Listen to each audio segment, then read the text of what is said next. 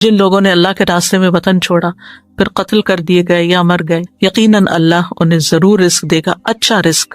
دنیا میں رہے، ہجرت کر کے کہیں گئے، وہاں بھی مل جائے گا، اور اگر مر کے اللہ کے پاس چلے گئے، شہید ہو گئے، تو جنت میں بھی رزق ہے ان کے لیے۔ بے شک اللہ ہی یقیناً سب رزق دینے والوں سے بہترین ہے۔ رزق کے معاملے میں بندوں کی ذمہ داری کیا ہے؟ نمبر 1، اللہ پر بھروسہ کریں، توکل کریں۔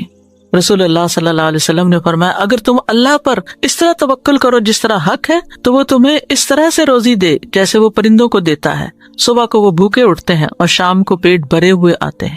اللہ سبحانہ وتعالیٰ تو ماں کے پیٹ میں بھی رزق دیتا ہے، جب ماں خود بھی نہیں کھلا سکتی بچے کو، اس نے وہاں بھی انتظام کیا، پیدا ہوتے ہی اس کے سینے میں دودھ اتار دیا، اللہ نے رزق کا اہتمام کیا۔ اور پھر جو انسان بڑا ہوتا جاتا ہے، ضروریات مختلف ہوتی جاتی، اس کے مطابق اس کو رزق ملتا چلا جاتا ہے۔ ابو ذر غفاری کہتے ہیں نبی صلی اللہ علیہ وسلم اپنے رب تبارک و تعالیٰ سے روایت کرتے ہیں، اللہ تعالیٰ فرماتا ہے اے میرے بندو تم سب گمراہ ہو سوائے اس کے جسے میں ہدایت دوں، بس تم مجھ سے ہدایت مانگو، کیونکہ یہ بھی رزق ہے نا، میں تمہیں ہدایت دوں گا۔ اے میرے بندو تم سب بھوکے ہو سوائے اس کے جسے میں کھلاؤں، تم مجھ سے کھانا مانگو، میں تمہیں کھلاؤں گا۔ اے میرے بندو تم سب برہنہ ہو سوائے اس کے جسے میں لباس دوں، تم مجھ سے لباس مانگو، میں تمہیں لباس پہناؤں گا۔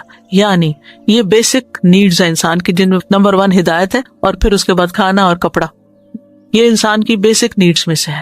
لہٰذا ان نیڈز کے لیے بھی انسان کو اللہ سبحانہ وتعالیٰ کی طرف رجوع کرنا چاہیے، اور جب انسان اللہ سے مانگ کر کوشش کرتا ہے تو پھر اس کو اطمینان بھی ہو جاتا ہے جتنا بھی اللہ تعالیٰ دیتا ہے، اور اس اطمینان کو قناعت کہتے ہیں کہ انسان اللہ کے دیے پر راضی ہوتا ہے، اور اس قناعت سے اطمینان نصیب ہوتا ہے۔ پھر یعنی جب انسان کے اندر قناعت ہوتی ہے کہ جو اللہ نے مجھے دیا میں راضی ہوں، اس پر میں خوش ہوں جتنا بھی میرے پاس ہے، کیونکہ انسان اپنے سے کم والوں کو دیکھتا ہے نا تو خوش ہوتا ہے، اور خوشی کا معیار بھی یہی ہے۔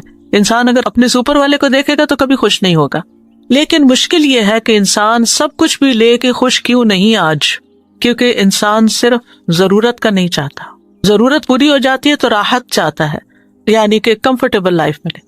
جب کمفرٹیبل لائف مل جاتی ہے تو پھر عیش و عشرت چاہتا ہے کہ مجھے لگژوریس لائف ملے، لہٰذا اس کی تو پھر کوئی حد ہی نہیں ہے نا، تو انسان کبھی بھی مطمئن نہیں ہوتا، کبھی بھی سکون نہیں پاتا۔ اس لیے انسان کو چاہیے کہ وہ اللہ سے مانگے، جو کچھ ہے اس پر راضی رہے، اور پھر اس کا دل دولت مند ہو۔ غنا وہ نہیں ہے، دولت مندی وہ نہیں ہے جو بینک بیلنس سے یا بہت ساری سونے چاندی کے ڈھیر سے آپ دولت مند ہوتے ہیں۔ اصل دولت مند وہ ہے جس کا دل دولت مند ہے، کہ جو اس بات پہ راضی ہے کہ اللہ نے مجھے بہت کچھ دیا ہے۔ یعنی کثرت سے دولت مندی نہیں ہوتی، بلکہ اس کے مقابلے میں قناعت سے دولت مندی ہوتی ہے۔ حقیقت یہ ہے کہ دنیا کی زندگی میں جتنی بھی چیزیں ہیں، یا تو یہ انسان کو اپنے کنٹرول میں کر لیتی ہیں یا انسان ان کو اپنے استعمال میں لے آتا ہے۔ جب ضرورت کا ہوتا ہے تو سب چیزیں استعمال ہو رہی ہوتی ہیں، اور جب زیادہ ہو جاتا ہے تو وہ انسان کے اوپر بوجھ بن جاتا ہے کہ اس کو سنبھالو، رکھو، اس کی حفاظت کرو، وہ اسی کی پوجا میں پھر لگا رہتا ہے انسان، اور اپنے اعلیٰ مقصد زندگی کو بھول جاتا ہے کہ وہ دنیا میں صرف مال اسباب اکٹھا کر کے اس کی خدمت کرنے نہیں آیا، بلکہ وہ اللہ کی عبادت کے لیے آیا۔ تو اس لیے بہت ضروری ہے کہ انسان حرص سے بچے، کیونکہ حرص کا نقصان ہے۔ رسول اللہ صلی اللہ علیہ وسلم نے فرمایا 2 بھوکے بھیڑیے اگر بکریوں کے ریوڑ میں چھوڑ دیے جائیں تو اتنا نقصان نہیں دیتے جتنا کسی انسان کا مال کے لیے حریص ہو جانا، لالچی ہو جانا۔ اور وہ کیا ہوتا ہے کہ انسان جو ملا ہے اس پہ راضی نہیں، بس اس سے زیادہ حاصل کرنے کی کوشش میں، اور زیادہ اور زیادہ، حتیٰ کہ مر ہی جاتا ہے، دنیا سے ہی چلا جاتا ہے انسان، اور اللہ کو دکھانے کے لیے کچھ نہیں ہوتا اس کے پاس، نہ کوئی عبادت، نہ کوئی خدمت، نہ کچھ۔ تو اس لیے انسان کو حرص سے اور لالچ سے بچنا چاہیے، اس کے اندر غنا ہونا چاہیے، شکر گزاری ہونی چاہیے، اور یہ شکر گزاری ہی انسان کی سعادت کی علامت ہوتی ہے۔ خوش قسمت ترین انسان وہ ہے، کامیاب ترین انسان وہ ہے کہ جس کے پاس ضرورت کا ہے اور وہ اس پر راضی بھی ہے۔ حدیث میں آتا ہے اس شخص نے فلاح پائی جس نے اطاعت کی اور اس کو بقدر ضرورت رزق مل گیا، اور اللہ نے اس کو جو کچھ دیا اس پر اس کو قناعت کی توفیق مل گئی، وہ خوش ہے اس پر جتنا ہے اس کے پاس۔ تو گویا دنیا میں بھی کامیابی کا راز زیادہ ہونے میں نہیں ہے کہ زیادہ ہو، بلکہ قناعت میں ہے، کیونکہ چاہت کی تو کوئی حد ہی نہیں نا، انسان کی چاہت تو لامتناہی ہے، ان لمیٹڈ ہے، جتنا اس کو مل جائے گا وہ کہے گا اس سے اور ہو، اس سے اور ہو۔ انسان کا پیٹ تو کبھی بھرنے والا نہیں، اس لیے انسان اپنی ساری کوششوں کا مرکز صرف دنیا کمانے میں نہ لگا دے، بلکہ اپنی آخرت کے لیے بھی فکر کرے، اور صرف جسمانی زندگی نہیں روحانی زندگی بھی گزارے۔ اپنی روح کا حق بھی ادا کرے، انسانوں کا حق بھی دینے والا ہو۔ مطلب ضرورت کا سامان وہ ہوتا ہے کہ جس میں انسان کی کوئی ضرورت اٹکے نہ، یعنی اس کے پاس اتنا ہو کہ اپنی بیسک ساری نیڈز جو ہے وہ کسی کی مدد کے بغیر خود پوری کر سکے، اور اس کے لیے انسان محنت کرے، کوشش کرے۔ تو بہرحال رزق کا مالک اللہ ہے اور انسانوں کے پاس کچھ نہیں۔ اگر کوئی یہ سمجھتا ہے کہ کوئی انسان اس کے رزق کا مالک اور وہ اس کا رزق روک دے گا تو وہ غلط فہمی کا شکار ہے۔ اس لیے انسان کو رزق کے معاملے میں اللہ تعالیٰ سے دعا کرنی چاہیے، کوشش اور محنت کرنی چاہیے، جو ملا ہے اس پہ راضی ہونا چاہیے، مخلوق کی طرف نہیں دیکھنا چاہیے کہ ان کے پاس کیا اور وہ مجھے کیوں نہیں ملتا، اور حسد نہیں کرنا چاہیے کسی سے، اور جب مانگے تو پورے یقین کے ساتھ مانگے۔ اور جب انسان اللہ کا تقوی اختیار کرتا ہے تو اللہ اس کو وہاں سے رزق دیتا ہے جہاں سے اس نے سوچا بھی نہیں ہوتا۔ وَيَرْزُقْهُ مِنْ حَيْثُ لَا يَحْتَسِبُ وَمَن يَتَوَكَّلْ عَلَى اللَّهِ فَهُوَ حَسْبُهُ، وہ اسے وہاں سے رزق دے گا جہاں سے وہ گمان نہیں کرتا، جو اللہ پہ بھروسہ کرے وہ اس کو کافی ہو جائے گا۔ ان اللہ بالغ امرہ قد جعل اللہ لکل شیء قدرا، بے شک اللہ اپنا کام پورا کرنے والا ہے، یقیناً اللہ نے ہر چیز کے لیے ایک وقت، ایک اندازہ مقرر کر رکھا ہے۔ تو بہرحال ہم میں سے ہر ایک کا رزق مقرر بھی ہے، ماں کے پیٹ میں بچے کا رزق لکھا جاتا ہے، اور جو مقدر میں ہے وہ رزق ملے گا، بس طریقے حلال اختیار کریں، اسی چیز کو حرام سے نہیں۔ یعنی مثلاً ایک چیز کو پانے کے لیے 2 دروازے جاتے ہیں، اور آپ کو کسی ایک کا انتخاب کرنا ہے اور اس میں داخل ہو کر وہاں تک پہنچنا، یعنی دونوں کوریڈور جو ہیں ایک جگہ پہ جا کے ملتے ہیں۔ اب آپ دائیں طرف سے جاتے ہیں یا بائیں، یہ آپ کی چوائس ہے، آپ حلال طریقہ اختیار کرتے ہیں یا حرام، یہ آپ کی چوائس ہے۔ محنت تو دونوں میں کرنی پڑتی ہے، حرام میں بھی محنت کرنی پڑتی ہے اور حلال کے لیے بھی محنت کرنی پڑتی ہے۔ لہٰذا انسان کو چاہیے کہ جلد بازی نہ کرے اور حلال طریقے سے ہی رزق کو حاصل کرے۔ اور پھر آپ دیکھیے کہ زمین میں چلنے پھرنے اور کوشش کرنے اور محنت کرنے کا حکم دیا گیا ہے۔ سورۃ الملک روز آپ پڑھتے ہیں، اللہ تعالیٰ فرماتے ہیں وَالَّذِي جَعَلَ لَكُمُ الْأَرْضَ ذَلُولًا فَامْشُوا فِي مَنَاكِبِهَا وَكُلُوا مِن رِّزْقِهِ وَإِلَيْهِ النُّشُورُ، وہی ہے جس نے تمہارے لیے زمین کو تابع کر دیا، سو اس کے کندھوں پہ چلو، نکلو، کام کرو اور اس کے دیے ہوئے میں سے کھاؤ، اور اسی کی طرف دوبارہ اٹھ کے جانا ہے، یعنی مرنے کو نہ بھولو، آخرت کی تیاری نہ بھولو، یعنی دنیا میں لگ کے اپنی آخرت کو نہ بھولو۔ انبیاء بھی رزق کی تلاش میں جاتے تھے۔ اسماعیل علیہ السلام کی شادی کے بعد ابراہیم علیہ السلام اپنے مکہ میں چھوڑے ہوئے خاندان کو دیکھنے کے لیے آئے، تو اسماعیل علیہ السلام گھر پر نہیں تھے۔ جب کچھ دنوں کے بعد تشریف لائے تو اس مرتبہ بھی اسماعیل علیہ السلام گھر نہیں تھے، تو آپ ان کی بیوی کے پاس گئے، ان سے پوچھا کہ اسماعیل کہاں ہے؟ انہوں نے بتایا کہ ہمارے لیے روزی تلاش کرنے گئے ہیں، یعنی کام پر گئے ہیں۔ تو اس لیے لوگوں کے آگے ہاتھ پھیلانے کی بجائے انسان خود محنت کرے، کام کرے، اور پھر اعتدال سے کام لے، یعنی سارا اپنا وقت، ساری انرجی، ساری جوانی، ساری محنت، سارا ٹیلنٹ صرف اس پہ نہ لگا دے، بلکہ اللہ کی عبادت کے لیے بھی وقت نکالے، اللہ کے دین کی خدمت کے لیے وقت نکالے، بندوں کی خدمت کے لیے وقت نکالے۔ فضیل بن عیاض کہتے ہیں لوگوں نے سچائی اور حلال رزق کی طلب سے زیادہ افضل زینت کسی اور چیز کے ساتھ اختیار نہیں کی۔ ابو سعید خدری کہتے ہیں اے لوگو، تنگ دستی تمہیں رزق کو ناجائز مقام سے حاصل کرنے پر نہ اکسائے، اور پھر جو اسباب اللہ تعالیٰ پیدا کرے ان کو اختیار کرے۔ توکل اسباب کے ساتھ ہوتا ہے، اسباب کے بغیر نہیں۔ اور پھر یہ بھی یاد رکھیے کہ انسان کے پاس جو اللہ نے دیا ہے اس پر راضی ہونا اللہ کو پسند ہے، جبکہ زیادہ کا مل جانا اللہ کی رضامندی کی علامت نہیں۔ یعنی آپ کو جو ملا آپ اس پر اللہ سے راضی، لیکن اگر آپ زیادہ کے لالچ میں اور زیادہ مل گیا تو اس کا یہ مطلب نہیں کہ اللہ آپ سے بہت راضی۔ تو رضی اللہ عنہم ورضوا عنہ، اللہ کی رضا کس میں ہے اور آپ کی رضامندی کس میں ہونی چاہیے، یہ جاننا بھی بڑا ضروری ہے۔ رزق کا گھٹنا بڑھنا اللہ کی طرف سے آزمائش بھی ہوتا ہے، اور کبھی رزق کی کمی خیر کا باعث بھی ہوتی ہے، اور کبھی رزق وافر مقدار میں ہونا خیر کا باعث ہوتا ہے۔ اللہ تعالیٰ کے لیے کچھ مشکل نہیں کہ سارے انسانوں کو وہ سب کچھ ہی دنیا میں ہی دے دیں جو وہ مانگ رہے ہیں، لیکن اس سے نقصان کیا ہوگا؟ اللہ تعالیٰ فرماتے ہیں اگر اللہ اپنے بندوں کے لیے رزق فراخ کر دیتا تو یقیناً وہ زمین میں سرکش ہو جاتے، لیکن وہ ایک اندازے کے ساتھ اتارتا ہے جتنا وہ چاہتا ہے۔ یقیناً وہ اپنے بندوں سے خوب باخبر ہے، خوب دیکھنے والا ہے۔ کبھی کبھی اللہ تعالیٰ اپنے بندوں کو فقر سے آزماتا بھی ہے۔ ابو سعید خدری کہتے ہیں انہوں نے رسول اللہ صلی اللہ علیہ وسلم سے پوچھا اے اللہ کے رسول صلی اللہ علیہ وسلم، لوگوں میں آزمائش کے لحاظ سے سب سے زیادہ سخت کون ہوتے ہے؟ کس کی آزمائش زیادہ ہوتی؟ فرمایا انبیاء۔ انہوں نے عرض کیا اس کے بعد کون؟ فرمایا علماء۔ عرض کیا پھر کون؟ فرمایا نیک لوگ۔ ان میں سے کسی کو جوؤں کے ساتھ آزمایا جاتا ہے، یہاں تک کہ وہ اس کو مار ڈالتی، یعنی جسم کے اندر ایسے کیڑے پیدا ہو جاتے ہیں کہ وہ اس کی موت کا سبب بن جاتے ہیں۔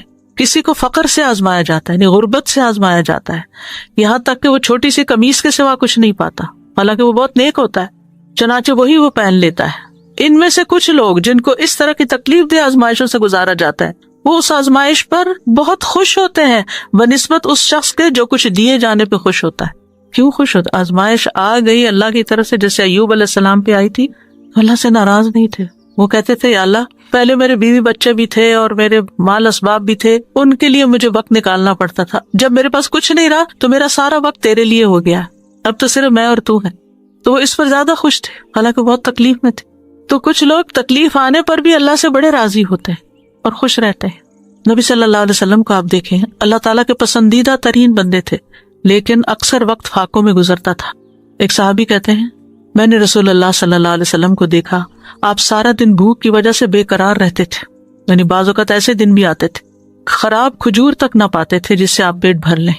حضرت عائشہ کہتی ہیں محمد صلی اللہ علیہ وسلم کے گھرانے نے اگر کبھی ایک دن میں 2 بار کھایا تو اس میں سے ایک وقت صرف کھجوریں ہوتی تھی، پکا ہوا کھانا نہیں ہوتا تھا، یعنی 1 meal a day ہوتا تھا۔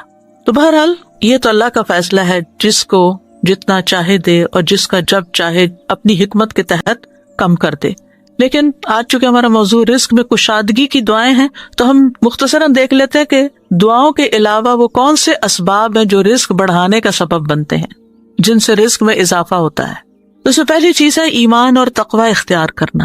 سورۃ الاعراف میں اللہ تعالیٰ فرماتے ہیں وَلَوْ أَنَّ أَهْلَ الْقُرَىٰ آمَنُوا وَاتَّقَوْا لَفَتَحْنَا عَلَيْهِمْ بَرَكَاتٍ مِّنَ السَّمَاءِ وَالْأَرْضِ وَلَٰكِنْ كَذَّبُوا فَأَخَذْنَاهُمْ بِمَا كَانُوا يَكْسِبُونَ۔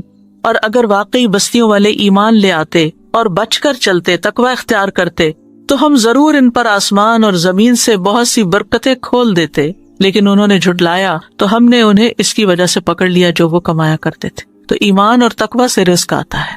پھر ایمان اور عمل صالح نیک اعمال کرنے والے کے لیے بھی رزق کا وعدہ ہے۔ سعید بن منصور سے مروی ہے، وہ ابن عباس سے روایت کرتے ہیں کہ ان سے اس آیت کے بارے میں پوچھا گیا من عمل صالحا من ذکر او انثى وهو مؤمن فلنحيينه حیاتا طیبہ، جو بھی نیک عمل کرے مرد ہو یا عورت اور مومن ہو تو ہم اسے ضرور پاکیزہ زندگی بسر کرائیں گے۔ تو اس کا مطلب کیا ہے؟ انہوں نے کہا حیاتا طیبہ کا معنی حلال رزق، یعنی اس کو حلال رزق عطا کریں گے، اور آخرت میں جب اللہ کے پاس جائے گا وَلَنَجْزِيَنَّهُمْ تو اپنے اعمال کا بہترین بدلہ پائے گا۔ ایمان، تقوی اور عمل صالح کے بعد اگلی چیز یہ ہے کہ انسان اپنے فرائض کو ادا کرے۔ قرآن مجید میں آتا ہے رجال لا تلہیہم تجارت ولا بیع عن ذکر اللہ واقام الصلاۃ، وہ مرد جنہیں اللہ کے ذکر سے اور نماز قائم کرنے اور زکوٰۃ دینے سے نہ کوئی تجارت غافل کرتی ہے، نہ کوئی خرید و فروخت۔ وہ اس دن سے ڈرتے ہیں جس میں دل اور آنکھیں الٹ جائیں گی، تاکہ اللہ انہیں اس کا بہترین بدلہ دے جو انہوں نے کیا، اور انہیں اپنے فضل سے زیادہ دے، اور اللہ جسے چاہتا بے حساب رزق دیتا ہے۔ تو اس سے کیا پتہ چلتا ہے کہ چاہے آپ بزنس کرتے ہیں، جاب کرتے ہیں، جب نماز کا وقت آ جائے تو آپ کو نماز کے لیے اٹھ جانا چاہیے۔ پھر اللہ کی اطاعت کے کام۔ عبداللہ بن مسعود سے روایت ہے، وہ کہتے ہیں رسول اللہ صلی اللہ علیہ وسلم نے فرمایا کوئی جان اپنے رزق کی تکمیل کے بغیر نہیں مرتی، بس تم اللہ سے ڈرو اور رزق کی تلاش میں میانہ روی اختیار کرو۔ کہیں ایسا نہ ہو کہ رزق کا مؤخر ہونا، ڈیلے ہونا تمہیں اس بات پہ اکسا دے کہ تم اللہ کی نافرمانیاں کر کے اس کی تلاش میں پڑ جاؤ۔ یاد رکھو جو کچھ اللہ کے پاس ہے وہ اس کی اطاعت کر کے ہی حاصل کیا جا سکتا ہے۔ ابن قیم کہتے ہیں جیسے اللہ کا تقوی اختیار کرنا رزق کے حصول کا باعث ہے، اسی طرح تقوی چھوڑ دینا فقر و فاقہ کا باعث بھی بن جاتا ہے۔ اسی طرح نافرمانیوں کو چھوڑنا رزق میں اضافے کا باعث بن جاتا ہے۔ پھر ہے شکر گزار بننا، جو ہے اس پہ شکر گزار رہیں، قناعت کریں اور شکر کریں۔ اللہ تعالیٰ کا وعدہ ہے لَإِن شَكَرْتُمْ لَأَزِيدَنَّكُمْ، اگر تم نے شکر کیا تو میں تمہیں اور زیادہ نعمت دوں گا۔ پھر ہے توبہ استغفار کرنا، توبہ استغفار۔ نوح علیہ السلام نے اپنی قوم کو بتایا تھا فَقُلْتُ اسْتَغْفِرُوا رَبَّكُمْ إِنَّهُ كَانَ غَفَّارًا يُرْسِلِ السَّمَاءَ عَلَيْكُمْ مِدْرَارًا وَيُمْدِدْكُمْ بِأَمْوَالٍ وَبَنِينَ وَيَجْعَلْ لَكُمْ جَنَّاتٍ وَيَجْعَلْ لَكُمْ أَنْهَارًا۔ میں نے کہا اپنے رب سے معافی مانگ لو، استغفار کرو، یقیناً وہ ہمیشہ سے بہت معاف کرنے والا ہے، وہ تم پر بہت برستی ہوئی بارش بھیجے گا، اور وہ مالوں اور بیٹوں کے ساتھ تمہاری مدد کرے گا، تمہیں باغات عطا کرے گا، تمہارے لیے نہریں جاری کر دے گا۔ یعنی دنیا کے یہ سارے خوشگوار سامان زندگی تمہیں عطا کرے گا اگر تم استغفار کرتے رہے، یعنی گناہوں کی معافی مانگتے رہو تو اللہ سبحانہ وتعالیٰ دنیا میں بھی یہ نعمتیں تمہیں عطا کرے گا۔ اسی طرح ہود علیہ السلام نے کہا تھا وَيَا قَوْمِ اسْتَغْفِرُوا رَبَّكُمْ ثُمَّ تُوبُوا إِلَيْهِ يُرْسِلِ السَّمَاءَ عَلَيْكُمْ مِدْرَارًا وَيَزِدْكُمْ قُوَّةً إِلَىٰ قُوَّتِكُمْ وَلَا تَتَوَلَّوْا مُجْرِمِينَ۔ اے میری قوم، اپنے رب سے بخشش مانگو، پھر اس کی طرف پلٹ آؤ، وہ تم پر بادل بھیجے گا جو خوب برسنے والا ہوگا، اور تمہیں تمہاری قوت کے ساتھ اور قوت دے گا، اور مجرم بنتے ہوئے منہ نہ موڑو۔ صالح علیہ السلام نے اپنی قوم کو کہا وَأَنِ اسْتَغْفِرُوا رَبَّكُمْ، اور یہ کہ اپنے رب سے معافی مانگو، ثُمَّ تُوبُوا إِلَيْهِ، پھر اس سے توبہ کرو، يُمَتِّعْكُمْ مَتَاعًا حَسَنًا إِلَىٰ أَجَلٍ مُّسَمًّى، وہ ایک خاص مدت تک تمہیں اچھا سامان زندگی دے گا، کیونکہ ہر ایک کو پھر موت تو آنی ہے۔ وَيُؤْتِ كُلَّ ذِي فَضْلٍ فَضْلَهُ، اور ہر صاحب فضل کو اس کا فضل عطا کرے گا۔ پھر اسی طرح تسبیحات کی کثرت سے بھی رزق میں اضافہ ہوتا ہے، تسبیح پڑھنا۔ نوح علیہ السلام کی وفات کا وقت جب قریب آیا تو انہوں نے اپنے بیٹے سے فرمایا، اور باتیں بھی تھی، اس میں ایک یہ بھی تھی کہ سبحان اللہ و بحمدہ کا ورد کرتے رہنا یہ ہر چیز کی نماز ہے، اور اس کے ذریعے مخلوق کو رزق ملتا ہے، تو جسے رزق کی تنگی ہو وہ تسبیح کی کثرت کر دے۔ پھر پے در پے حج اور عمرہ کرنے سے فقر دور ہوتا ہے۔ نبی صلی اللہ علیہ وسلم نے فرمایا حج اور عمرے پے در پے کیا کرو، کیونکہ یہ دونوں فقر اور گناہوں کو اس طرح ختم کر دیتے ہیں جیسے بھٹی لوہے، سونے اور چاندی کے میل کو ختم کر دیتی ہے۔ پھر صلہ رحمی کرنے سے رزق میں برکت ہوتی ہے، رشتہ داروں کو دینے سے، ان کے ساتھ نبھانے سے، ان سے اچھا سلوک کرنے سے۔ رسول اللہ صلی اللہ علیہ وسلم نے فرمایا جس شخص کو پسند ہو کہ اس کے رزق میں وسعت ہو یا اس کی عمر دراز ہو، اسے چاہیے کہ صلہ رحمی کرے۔ پھر دوسروں پر خرچ کرنے سے فرمایا وَمَا أَنفَقْتُم مِّن شَيْءٍ فَهُوَ يُخْلِفُهُ وَهُوَ خَيْرُ الرَّازِقِينَ، اور جو بھی تم خرچ کرتے ہو اللہ اس کی جگہ تمہیں اور دے دیتا ہے، اور وہی سب سے بہتر رازق ہے۔ رسول اللہ صلی اللہ علیہ وسلم نے فرمایا کہ اللہ تعالیٰ فرماتے ہیں کہ ابن آدم انفق علیک، تم خرچ کرو میں تم پہ اور خرچ کروں گا، تم دینے والے بنو تمہیں اور دوں گا۔ پھر کمزور لوگوں کا خیال رکھنے کی وجہ سے رزق کا ملنا، یعنی جو اپنے لیے خود نہیں کما سکتے، بیمار ہیں، معذور ہیں، زیادہ عمر کے ہیں، یا کوئی بھی ریزن ہے، رسول اللہ صلی اللہ علیہ وسلم نے فرمایا میرے لیے ضعفاء اور کمزور لوگوں کو تلاش کرو، کیونکہ تم لوگ اپنے کمزور لوگوں ہی کے ذریعے سے رزق دیے جاتے ہو اور مدد کیے جاتے ہو، یعنی تم کمزوروں پہ خرچ کرو گے تو اللہ تمہاری مدد کرے گا۔ پھر طالب علم پر خرچ کرنا۔ انس بن مالک کہتے ہیں کہ نبی صلی اللہ علیہ وسلم کے زمانے میں 2 بھائی تھے، جن میں سے ایک تو نبی صلی اللہ علیہ وسلم کی خدمت میں آتا تھا، یعنی علم حاصل کرتا، دوسرا بھائی کماتا تھا۔ تو کمائی کرنے والے بھائی نے دوسرے بھائی کی شکایت نبی صلی اللہ علیہ وسلم سے کی کہ یہ کچھ کماتا نہیں ہے۔ آپ نے فرمایا شاید تم اسی کی وجہ سے رزق دیے جاتے ہو کہ یہ نبی صلی اللہ علیہ وسلم کی خدمت میں روز آتا ہے، پڑھتا پڑھاتا ہے، اور تم کام کرتے ہو، تو اس کا رزق بھی اللہ تمہارے ذریعے سے لا رہا ہے۔ پھر دن کے آغاز میں کام کرنا، ارلی مارننگ کام سٹارٹ کرنا۔ نبی صلی اللہ علیہ وسلم نے فرمایا اے اللہ میری امت کے لیے ان کی صبح میں برکت ڈال دے۔ تو جو لوگ صبح میں سوتے رہتے ہیں پھر وہ رزق سے محروم ہو جاتے ہیں، ان کے کاموں میں برکت نہیں ہوتی۔ آپ صلی اللہ علیہ وسلم کو جب کوئی مہم یا لشکر روانہ کرنا ہوتا تو انہیں دن کے پہلے حصے میں روانہ کرتے، ارلی مارننگ بھیجتے تھے۔ ٹریولنگ ہوتی، کوئی کام ہوتا، صبح سویرے، یعنی لاسٹ مومنٹ پہ ڈیلیڈ نہیں کرتے تھے۔ صخر رضی اللہ عنہ ایک تاجر صحابی تھے، وہ اپنے کارندوں کو، یعنی جو سیل مین وغیرہ ہیں، ان کو دن کے پہلے حصے میں روانہ کر دیتے تھے، چنانچہ وہ مالدار ہو گئے، ان کا مال خوب بڑھ گیا، کیونکہ اس حدیث کو روایت کرنے والے بھی وہی ہیں۔ انہوں نے اس بات کو پکڑ لیا، اس پہ عمل کیا اور خود بھی فائدہ اٹھایا۔ پھر خرید و فروخت میں سچ بولنا، سچ سے برکت ہوتی ہے اور جھوٹ سے تجارت کی برکت ختم ہو جاتی ہے۔ پھر اسی طرح ایک قول ہے کہ 4 چیزیں رزق لاتی ہیں: رات کا قیام، تہجد پڑھیں، سحری کے وقت کثرت سے استغفار، صدقہ کرتے رہنا، اور دن کے پہلے اور آخری حصے میں اللہ کا ذکر کرنا، صبح و شام اللہ کا ذکر، نمازوں کے علاوہ ذکر کی بات ہے۔ رزق سے کچھ چیزیں محروم بھی کر دیتی ہیں، سب سے بڑی چیز گناہوں کی وجہ سے رزق سے محرومی ہو جاتی ہے۔ حسن بصری کہتے ہیں اللہ کی قسم وادل میں تمہارے لیے رزق ہے، لیکن تم اپنی غلطیوں اور اعمال کی وجہ سے اس سے محروم کر دیے جاتے ہو، یعنی تم پہ نہیں برستا۔ ناشکری رزق برباد کر دیتی ہے، جو ہوتا ہے وہ بھی صحیح استعمال نہیں ہوتا، ضائع ہو جاتا ہے۔ جو قوم سبا کی مثال قرآن میں آتی ہے، اور ایک بستی کی جو امن والی مطمئن تھی، لیکن انہوں نے ناشکری کی تو خوف اور بھوک ان پہ مسلط ہو گئی۔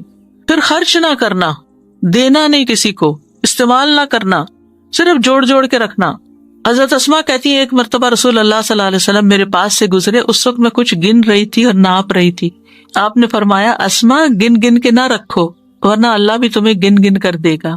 کہتی ہیں کہ رسول اللہ صلی اللہ علیہ وسلم کے اس ارشاد کے بعد میں نے اپنے پاس سے کچھ جانے والے کو یا آنے والے کو شمار نہیں کیا، دے دیتی تھی ایسے ہی اور آ جاتا تھا اور گن کے نہیں رکھتی تھی، بس جو آ گیا آ گیا، جو چلا گیا چلا گیا.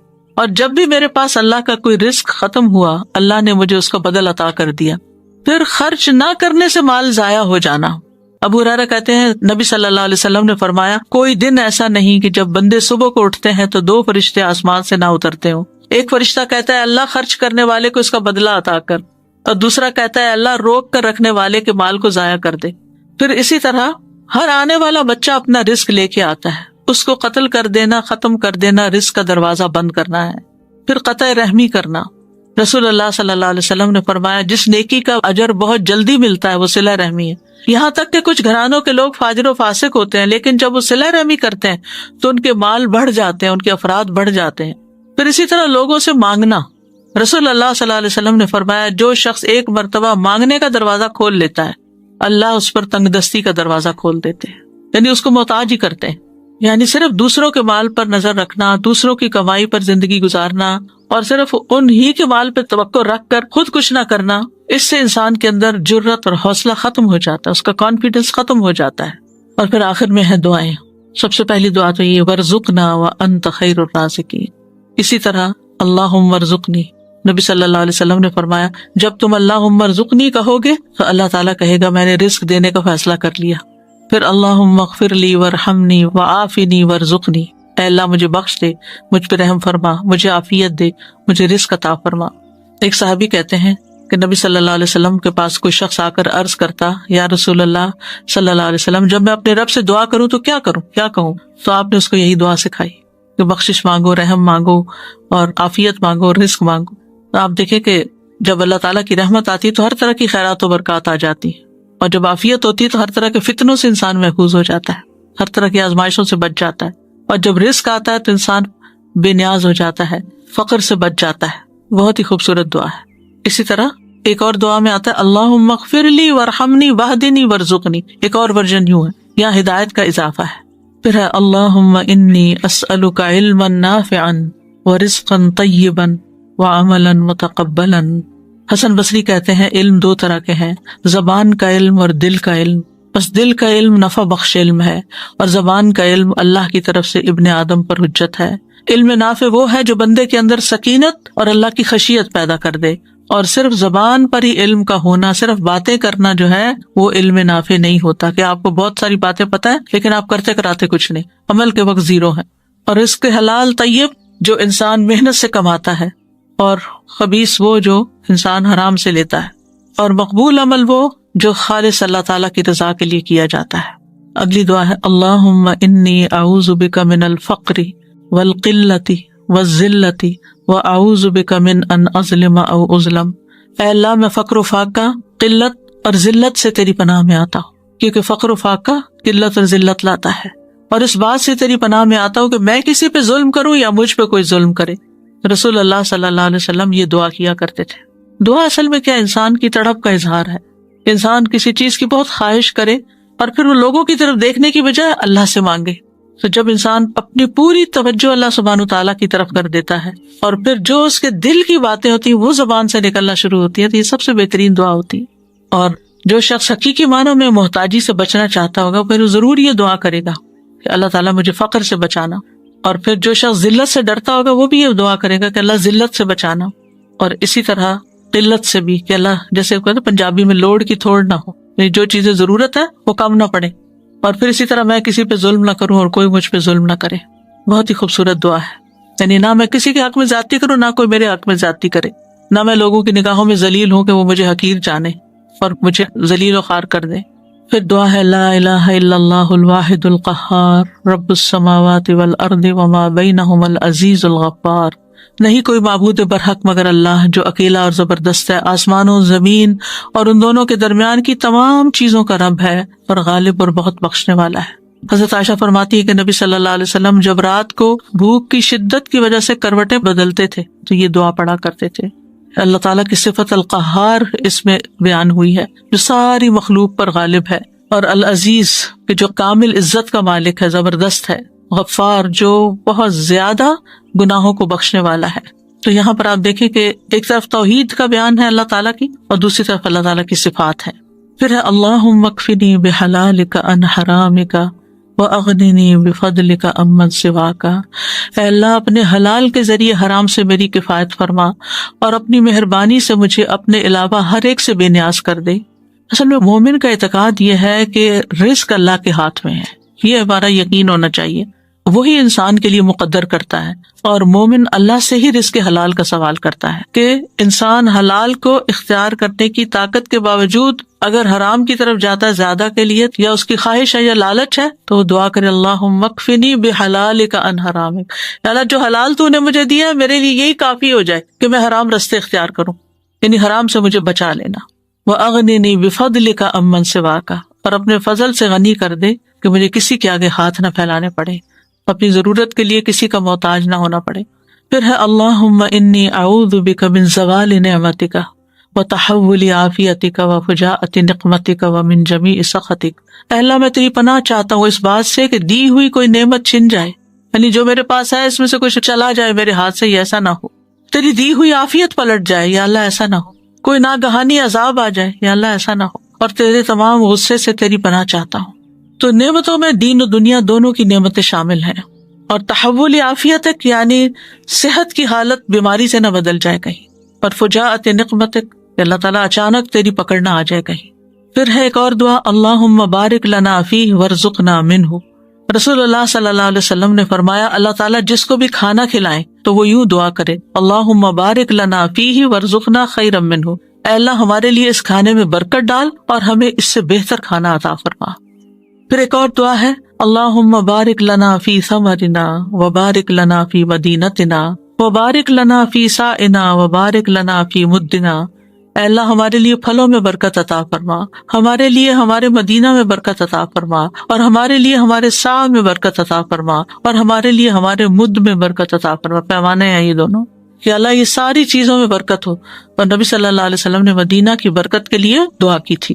اور پھر آخر میں اللہم لک الحمد کلہ اللہم لا قابض لما بسطت ولا مقرب لما باعدت ولا مباعد لما قربت ولا معطی لما منعت ولا مانع لما اعطیت، اللہم ابسط علینا من برکاتک ورحمتک وفضلک ورزقک، اللہم انی اسألک النعیم المقیم الذی لا یحول ولا یزول، اللہم انی اسألک النعیم یوم العیلہ والامن یوم الحرب، اللہم اعوذ بک من سوء ما اعطیتنا وشر ما منعت منا۔ اے اللہ تیری ہی لیے ہر قسم کی تعریف ہے، اے اللہ جو تو پھیلا دے اسے کوئی سمیٹنے والا نہیں، جو تو دور کر دے اسے کوئی قریب کرنے والا نہیں، جسے تو نزدیک کر دے اسے کوئی دور کرنے والا نہیں، جسے تو عطا کر دے اسے کوئی روکنے والا نہیں، جس سے تو روک لے اسے کوئی دینے والا نہیں۔ اے اللہ ہم پر اپنی برکات، اپنی رحمت، اپنے فضل، اپنے رزق کو پھیلا دے۔ اے اللہ میں تجھ سے ایسی نعمتیں مانگتا ہوں جو ہمیشہ قائم رہے، نہ تیری اطاعت میں حائل ہو نہ زائل ہو۔ اے اللہ میں تجھ سے تنگی کے دن نعمت اور جنگ کے دن امن کا سوال کرتا ہوں۔ اے اللہ میں تیری پناہ میں آتا ہوں اس چیز کی برائی سے جو تو نے عطا کی، اور اس چیز کے شر سے جو تو نے ہم سے روک لی۔ بہت ہی خوبصورت دعا ہے، اللہ سبحانہ و تعالیٰ قبول فرمائے۔